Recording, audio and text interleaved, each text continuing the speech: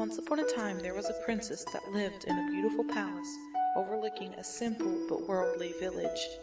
She lived in the castle with her father, the king, and a handful of faithful servants. Her father doted over her, supplying her every need and most of all her wants.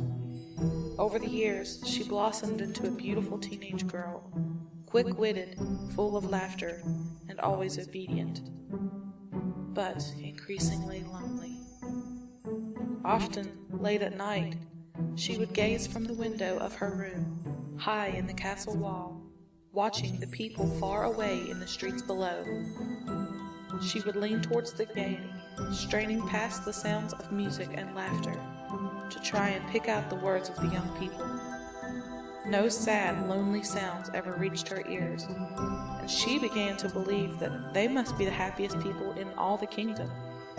"Father," she asked one evening as they worked together on what he called her preparation, "do you think that perhaps I might one evening be allowed to attend one of the festivals at the village? Perhaps just for a short time?" The old but wise king laid aside the book of lessons and looked upon his daughter with compassion and concern. "My child, the village below is a worldly place, full of sad people. The sound of merriment that you sometimes hear is their attempt to drown out the emptiness and despair of their lives. It is best that you stay in the castle." Though she loved her father, it was not the answer she wished. "But father, how will I ever meet? Someday I would like to. Oh father, you are so good to me, and I do so love it here, but at times I get so lonely." The king sat back in his chair, his eyes suddenly seeing his daughter, not as the little girl she would always be to him, but as the young lady she was becoming. He then decided, "It is time that I tell you." "Tell me what, father?" Standing to his feet, he walked to a window overlooking the countryside to the east. His eyes fastened onto the king's highway, a straight road that passed high above the village and led to the castle gate. "Shortly after you were born, I foresaw the day when you would need someone special, someone with whom to spend your life. I set out to search, to visit other castles in the kingdom, to find a prince for you.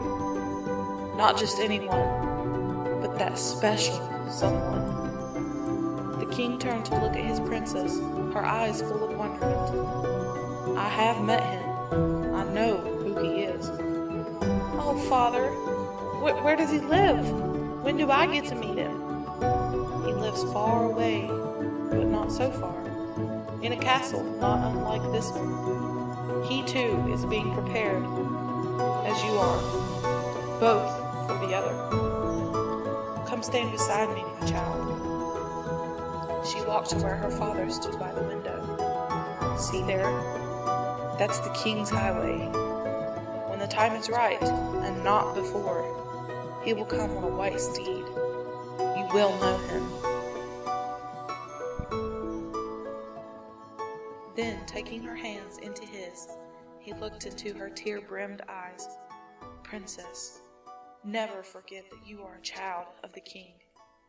You are royalty. The one being prepared for you is also of royal descent. Be patient, prepare, and stay in the castle." She hugged the king, jumping into his arms, happy now, and determined to prepare and wait. For many months at night she looked out her bedroom window, past the village and its sounds to the highway above, watching and dreaming of the one who would someday come. A year passed, then another. The dream became harder to envision, and the night sounds of laughter and glee from the village below began working their way slowly into her thoughts. It became harder to concentrate on her preparation, harder to be patient. One morning, while taking her breakfast in the royal kitchen, A knock was heard at the back door, the door where deliveries were made from the village below. She waited for one of her father's servants to answer, but when none immediately did, she decided to answer it herself. "Hello," said the young delivery man as he pulled off his crumpled hat and bowed. It was an exaggerated bow, very low and lasting, followed by a winsome smile. She couldn't help but laugh. "Delivery for His Royal Highness the King," he proclaimed with just the slightest shade of irreverence. "And but I must say that he has hired some lovely kitchen help. A great improvement indeed." "Why, thank you. But I'm not the kitchen help," she replied, blushing. "I'm the king's daughter." I had heard that he had a daughter, but I was never told how beautiful she was. "Do you live here all alone with your father?" "For now," she replied, thinking briefly of the now fading story her father had told her. He carried the supplies past her into the kitchen. "You ought to come down to the village some night. The lads would be taken with you. Lots of friends your age and wonderful parties." "Tell me about the village." For an hour they talked and laughed. Every story of the village life seemed so full of humor and excitement. He acted out the stories he told and sang a village favorite, dancing merrily to the tune. She could not remember ever laughing so much, and found herself resenting her father for not allowing her to take part. "You must come to the village this very night. The fall festival begins, and it's the best one of the year." She glanced awkwardly at the closed kitchen door. "I don't believe my father would allow me to attend." "Then sneak out after dark. I will meet you at the bridge this side of the village. You'll have a great time." "Perhaps," she hesitated, but I can't promise." "I'll meet you there," he said, then shut the door and was gone before she could answer. That evening, she sat with her father in the great room, he reading aloud from the book of lessons, and she pretended to be listening. In reality, she was measuring the diminishing light from the setting sun. The distant music began to loft up from the festival below, her imagination going skyward with it. It took several moments before she realized that her father had stopped reading. "You seem far away tonight."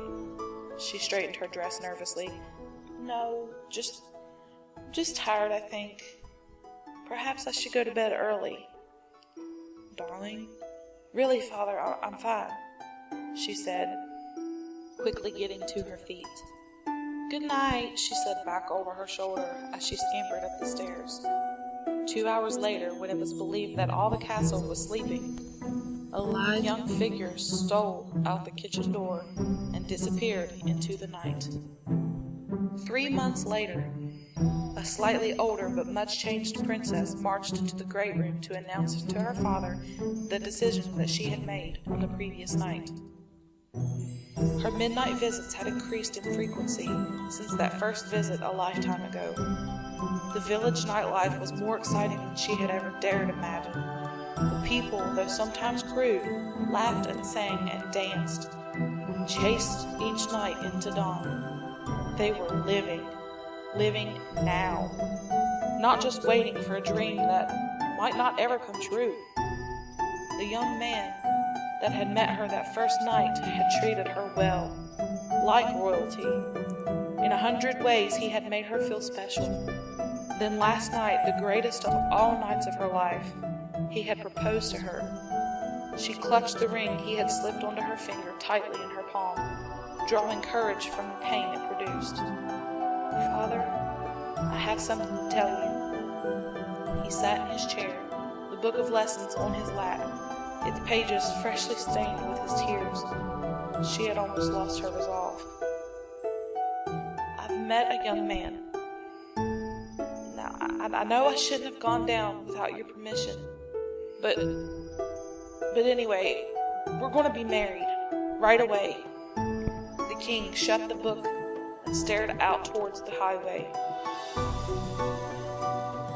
"I watched you go each night, wishing you back. Then turning his eyes to her, and through her, "This castle has never been a prison. This castle is a decision. I want you to know that if you leave here, things will never be the same. My love for you will never change, but everything else will." She wavered for a moment, but only a moment, her head now filled with the village ideas. "I know that this is what's right for me. He may not be royalty, but I love him." And with that, she left the castle. She woke with the dawn, not knowing that it was a year to the day since her departure. Her back hurt. "Just part of being in your last month of pregnancy," the village women had told her. Rising with difficulty, her husband muttered something under his half-drunken state. He had come home only hours before, and they had argued again. Oh well, after the baby's born, maybe things will get better. There was still a house to clean and chores to do. Picking up a worn straw broom, she walked outside to sweep the front porch. Their house was small. It sat on the edge of town, not far from the bridge where he had waited for her that first night. Her eyes followed the path up to her father's castle.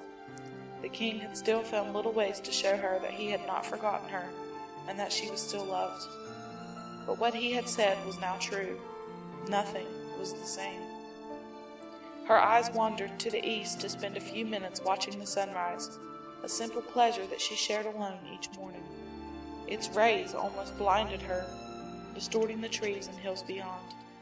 Squinting against its brightness, she returned to the job at hand, first glancing absently up the high road.